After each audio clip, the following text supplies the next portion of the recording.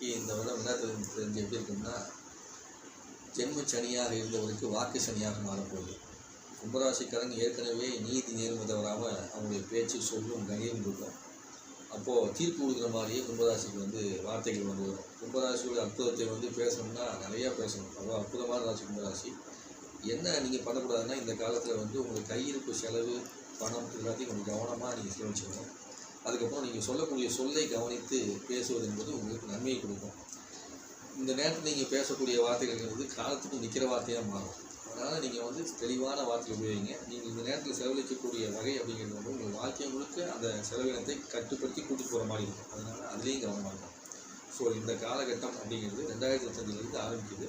So இந்த 2025 இந்த 2 விஷயத்தையும் நீங்கள் கவனமாக இருந்தீங்கனாலே உங்களுக்கு பெரிய வெற்றியை கொடுப்பது என்னங்கிறது அடுத்தடுத்த ஆண்டுகள் உங்களுக்கு தெரிய ஆரம்பிச்சிடும். சரிங்களா? ஸோ தொடர்ந்து நீங்கள் என்ன பண்ணுங்கள், இதை கடைபிடிச்சிட்டு வாங்க. நன்றி, வணக்கம்.